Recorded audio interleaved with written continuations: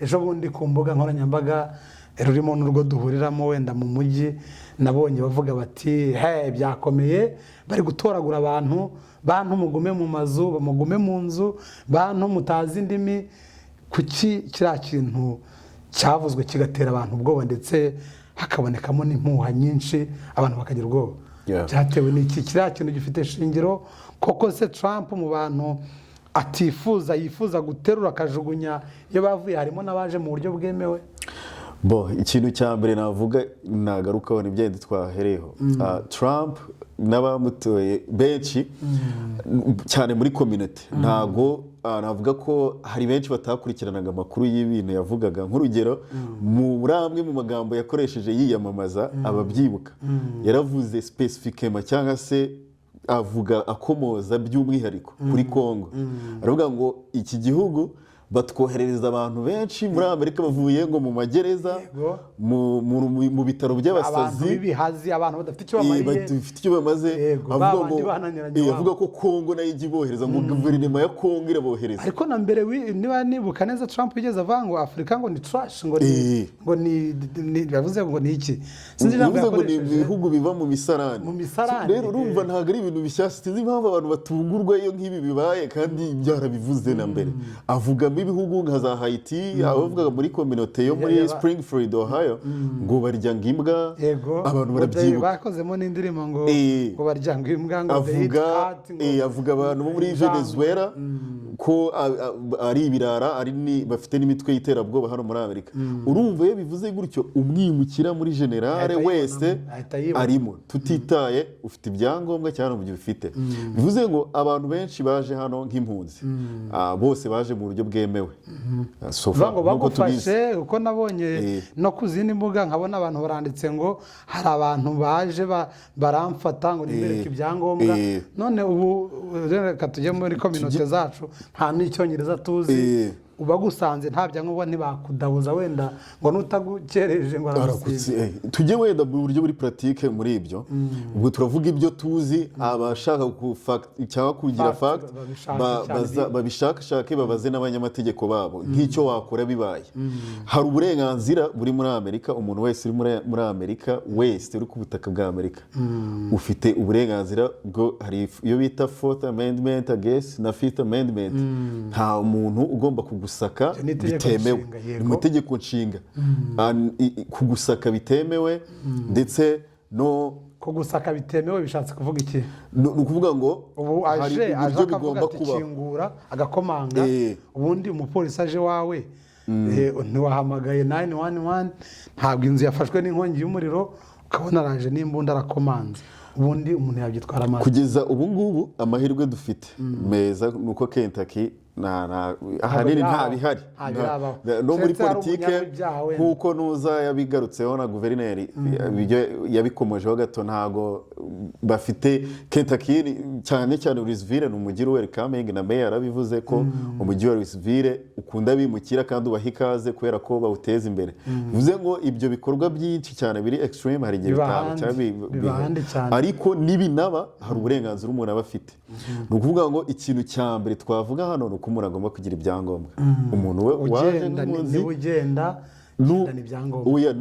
tureke icyo kubigendana urabifite kwanza, kuko hari abantu benshi hano nk'ubu nkanjye nkora ibintu byo gufasha abantu kubona ibyangombwa, ama green card, ubwenegihugu, ibyo byose. Hari n'abo ID ziba expired, icyo ngiye kuvuga kuko barajya bampamagara ubu kubera bino byaje afite green card isigaje amezi 6 ngo irangire atarayirenuvera, amezi 6 kugira arangi ashire asigare uzi imyaka umaze muri Amerika 10.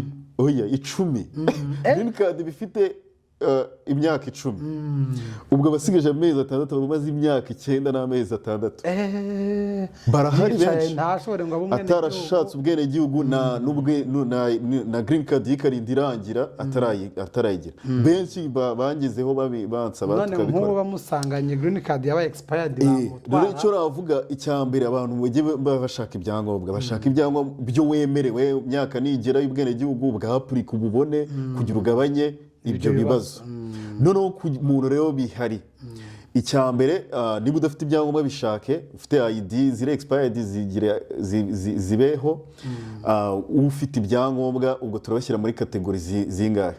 Hari umuntu w'impunzi waje utarabona green card ariko afite igipapuro, afite izo bita za I-94. Ni byiza ko muri iyi minsi ufite I-94 ID yawe nicyo cyangombwa ufite, ujye uyigendana. Niba uyifite ujye uyigendana. Ufite green card ujye uyigendana. ubu ngubu umuntu ufite ubwenegihugu ajya agendana agapasiporo, ni agakarita gato ukagendana. Noneho mu gihe bagufashe cyangwa se igihe umupolisi aguhagaritse uriya rwego rwa ICE, hari uburenganzira uba ufite. Ubwo twabwiwe mu mategeko, hari n'amakadi nabonye muri groupe bagiye babyoherezamo ngo kadi ugomba kuba ufite, umenye uburenganzira ufite. Mu bwo bavuze niba baguhagaritse ufite uburenganzira bungahe. Niba ufite ibyangombwa utagutindije bavuze ngo aragukereza, yego bimwereke aba yakwibwiye wamenye ko atari igisambo. Niba bimeze neza nta kibazo kirimo, nta kintu rwose wikeka, ufite ubwenegihugu. Mu yandi magambo uravuga uti mu bantu baza muri kominote tuzi, wenda ntabwo bose tubazi, abenshi baza mu buryo bwemewe, ntabwo bakwiye guhangayikishwa n'aya makuru y'impuha. Abagenderewe ntabwo ari abo ngabo, ntabwo ari abo. Noneho ubwo niba ufite ibyangombwa ujye ubimwereka. Niba utabifite rero, uzi neza ko utarabifite, wenda uri muri ya kategori yaca mu bigori yirukanke, oya ibyo bizakuzanira ibibazo byinshi biruta ibyo ngibyo. Ntabwo mbizi, ariko bizakuzanira ibibazo bitandukanye. Icyo wakora ni uko wemerewe, ni manza ari Fourth Amendment bambare wenda baze kugira ko bishobora kuba wenda atari byo, kuba wemerewe, buri muntu wese hano wemerewe kutavuga, ufite uburenganzira bwo guceceka. Muri Amerika umuntu wese arabyemerewe, yari mwibazwa umupolisi aguhagaritse wavuga ngo is it Fifth Amendment or Fourth Amendment? Ni kimwe muri ibyo. Vuga ngiye kuexersa uburenganzira bwanjye bwo guceceka. Ndavuga hari uko hari umunyamategeko, ibyo wemerewe kubivuga. Urabivuga loud ukabwira n'umupolisi ko atari agasuzuguro, ahubwo ko ntabwo wifuza kugira icyo uvuga. Uri kubahiriza uburenganzira bwawe, ntabwo wifuza kugira icyo uvuga. Hanyuma wenda reka dusoze uko nguko. Muri make turi kuvuga kuri politiki y'abademokarate n'impinduka y'abaderepublika. Wenda reka turangize kuri icyo kimuza umuntu wagufasha kugira abantu babimenye, bisobanukirwe, ntibongere no kugira ubwoba. Nk'uko navuze, ushaka byinshi yabaza abanyamategeko bakamugira inama, n'imiryango ishinzwe impunzi. Ariko ibyo tuzi kugeza ubu, wemerewe ko niba baje bagakomanga ku rugo rwawe kugira ngo binjire, ufite uburenganzira bw'uko batagomba kwinjira ngo bagusake cyangwa bakwambike ipingu. Urabyemerewe kuko aho utuye muri Amerika ni private home, no mu modoka buriya nayo ni extension cyangwa ni ahantu umuntu aba atuye. Noneho ikindi kiba, iyo ibyo bibaye agomba kuba afite urupapuro rwemerera kugufata, batanzwe n'umunyamategeko. Rero aba hantu bacyumve neza, umuntu atazanga gufungura kandi koko hari icyangombwa cyo kumufata. Urwo rwandiko bavuga ko ni judicial warrant, kugeza isaha nibyo batubwiye, ko rugomba kuba ruriho amazina yawe wowe ukayabona, kandi hagomba kuba handitse district court, iryo jambo ririmo district, urukiko rw'agace uherereyemo. Igihe ruriho n'amazina yawe n'impamvu baje kugufata, bakarukwereka, aho ngaho ugomba uremera bakagutwara. Ntabwo ari kugutwara, ugomba kucomplyinga cyangwa ugomba kubahiriza. Ariko igihe ibyo bintu ngo bitariho, harimo wenda abantu bazagerageza, wajyana online ukareba ngo izo mpapuro ziba zihari. Igihe bitariho, ahubwo akaba ari wenda waranti cyangwa se urupapuro ruguta muri yombi, niba ariko bivuga, rutariho icyo kintu district court, bitariho, hatariho amazina yawe, biri general, ushatse ntabwo byemerewe until cyangwa igihe bazazana urwo rupapuro. Ngira ngo nabo ariko iyo baje baragusobanurira bakabikubwira, ariko ushatse ntiwabakingurira babwira bakavugira hanze, niba bashaka kurukohereza bagacisha munsi, ukarufata ukarufotora. Washaka ugahamagara umunyamategeko. Ikindi cyiza kigishwe n'abantu uko uvugana n'umunyamategeko, ntawe ukababwira ko ushaka umunyamategeko. Ubwo umuntu byabaho muri iyo kategori nibyo. Ikindi hari uwo numvise, ndumva ari muri Idaho, bagiye bohereza ama audio avuga ko bamufashe bamufashe ari mu bantu benshi ubu urumva batagetinga cyangwa bareba umuntu ugaragara nk'aho ari umwimukira bamufashe ku bw'amahirwe yari afite ibyangombwa ari gutwara truck arababwira ati nta byangombwa afite muze kuri truck yanjye bibereka agera kuri truck arabibahereza baragenda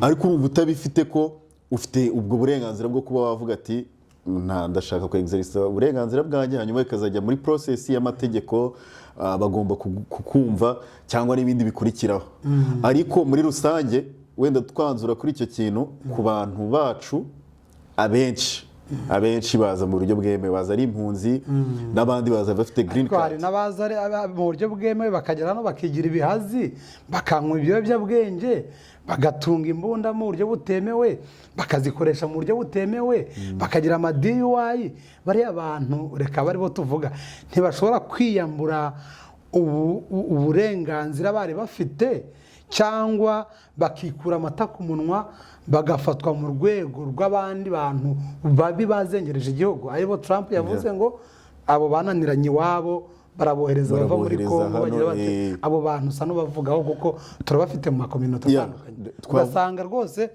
umwana afite imbunda kandi atwaye imodoka yasinze afite n'imbunda ibyo bintu ubundi ni gute bitwangiririza no muri Kentucky ndumva hari inkuru nabonye banza ari muri Lexington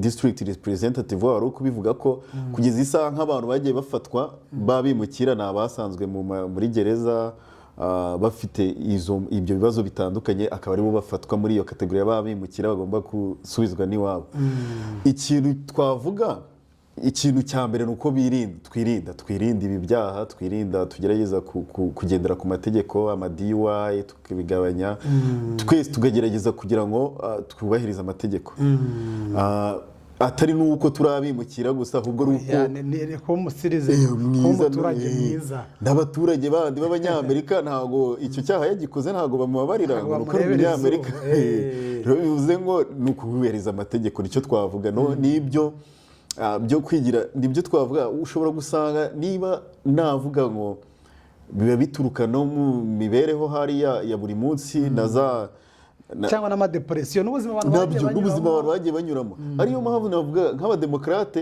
bavuga ko iyo abademokarate nk'izo polisi bari kureba abantu bafite nk'ibyo byaha barebera muri angle y'umuntu uri victim wa society yego mu gihe ku ruhande rwa right wing uwo muntu yarananiranye yego ntabwo bakeneye kumurwaza uwo nguwo ni trash nk'uko Trump yabivuze